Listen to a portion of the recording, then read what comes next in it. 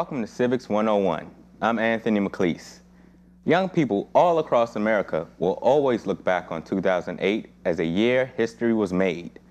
No matter what happens in November, Senator Barack Obama will forever be remembered as the first African American to blaze a trail this far towards the presidency. In the past, people like Jesse Jackson and Alan Keyes have tossed their hats into the ring, but they never stayed long.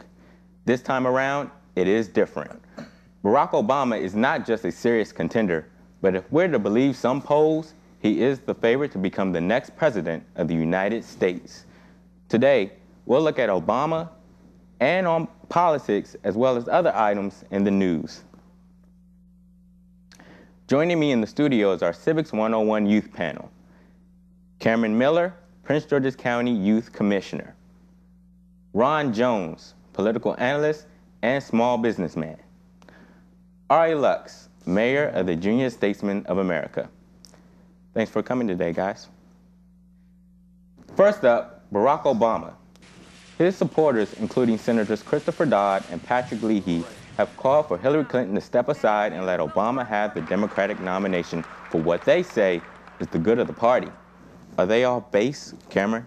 I don't think so. I think that Barack Obama was not the favorite at first, and now he is becoming the favorite, so why take it away? Because once again, Hillary could become favorite. She has to win 2/3 of the states to become the candidate, but I feel that the race is getting tighter each and every day, so why not let her keep moving on? And we know that the Clintons are not known for giving up. Ron? Well, I definitely think that it's definitely a little far to say that Hillary should just drop out, because, I mean, it's been, the actual numbers have changed, like from month to month, from week to week, so it's a really close race, like Cameron just said. And I really think that it's no reason for her to give up. I think she should fight till the end. And also, it's been really focused on Barack and Hillary throughout the media, as you can see. I mean, John McCain does have airtime, but if you look at the major channels, it's all about Barack and Hillary. So I think that it's not hurting the Democratic Party for them to keep competing until one is decided to be the actual candidate. All right. I would say that it's actually probably the best thing for the Democratic Party for Hillary to stay in the race. It gives the Democratic Party an opportunity to prove that they are a dynamic party. And while, yes, they do have differences, it gives them an opportunity to come together at the end of the day and support the nominee that is chosen at the convention. With regards to the issue of how that nominee is going to be chosen, I think that at the end of the day, the votes cast by the delegates at the convention are going to have to be respected. And we should see it through until the end. See it through to see who the people, who the delegates are supposedly representing, will choose. And it's going to be up to the Democratic Party to unite behind one person to show that they really are a party that can come together and overcome their differences. Well, can we honestly say that they have not come together and chosen a candidate? A lot of people are saying, well, Hillary, we need you to back away. Barack's the man. He's bringing change. People are listening to him. I mean, why should Hillary stay in the race? Honestly, I believe it's hurting the Democratic Party. Going and going and going. Do you believe that's true?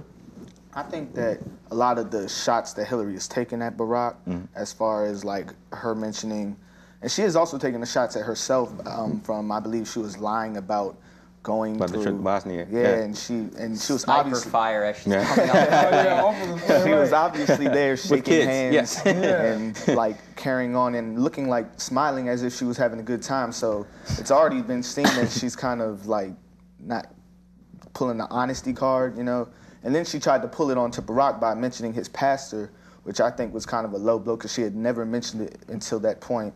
So I think that it's very high class of Barack Obama to keep going the straight campaign that he's pulling right now. And I think that if he does get the nomination, she will respect it. Not as much as a lot of people are thinking that she will, but I think she will respect it, and it will ultimately combine the party. Just a quick thing, though. I would say that we can't let Barack Obama remain on his high horse so untouched. I don't know if you guys remember, but in some other states where there were heavily contested primaries, I believe Ohio, Texas, there was in the media that he was sending around flyers sponsored by the Obama campaign that were saying completely inaccurate things about Hillary Clinton, where she stands on issues, her record, and her past. So there's definitely been a lot of back and forth on this issue, and I think that the media has heavily focused on painting Hillary as the candidate who is evil and bad, and that Barack Obama has largely escaped a lot of the things that he's done, which are not 100% at his best. Okay. He's escaped unharmed. Okay. Now, there is a Clinton supporter, James Carville, who keeps pointing out the need for a vigorous campaign, and if for no other reason than to keep Democrats in fighting shape for what Republicans will throw their way in November. Now, as Obama and Clinton fight, Senator John McCain has embarked on a biographical tour to make sure voters understand his views on the war, including his role as a war hero.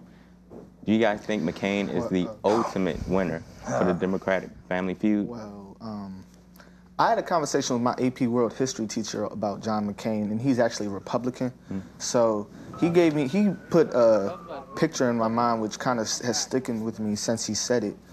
He said that anybody who went through the type of things that John McCain went through as he was in war, like he was, it said that he was tortured and things of that nature, that you can't really have somebody in that type of position where they have to be able to press a button on a nuclear war type of, like in a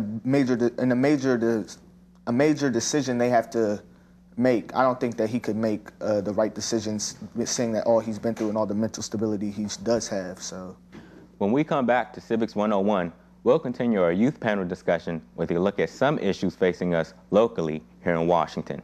Civics 101, we'll be right back.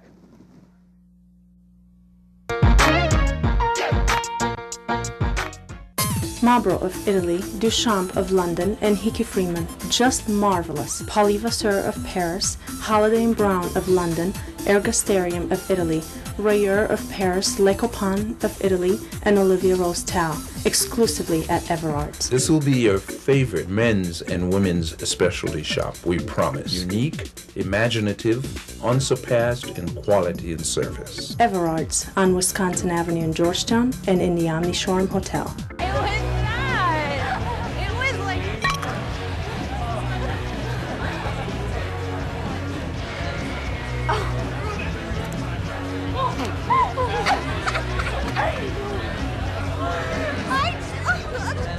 It's easy to tell if you've had way too many. But what if you've had just one too many? Buzz driving is drunk driving. Tick, tick, tick, tick, tick, tick, tick. Massive heat waves. Heat waves. Tick. Severe droughts. Tick, tick, tick, tick, tick. Devastating hurricanes. Tick, tick, tick, tick, tick, tick, tick. Our future is up to you. Tick. Go to fightglobalwarming.com while there's still time. Welcome back to Civics 101. I'm Anthony McLeese, joined by the Civics 101 youth panel, Cameron Miller, Ron Jones, and Ari Lux. Now, two bright young Democratic rising stars have recently been shamed by sex scandals. New York Governor Eliot Spitzer resigned from office after admitting to using the services of a very expensive prostitute. And Detroit Mayor Kwame Kilpatrick is facing perjury and obstruction of justice charges for allegedly trading 14,000 racy text messages with his former chief of staff on city-owned pagers. The Detroit City Council has voted 7-1 to call for Kilpatrick's resignation. Now, should he follow Spitzer's lead? But first, I do want to say, you're mayor of Detroit. How do you have time to send 14,000 racy text messages to your chief of staff? Shouldn't she be doing her job, too? I would think so.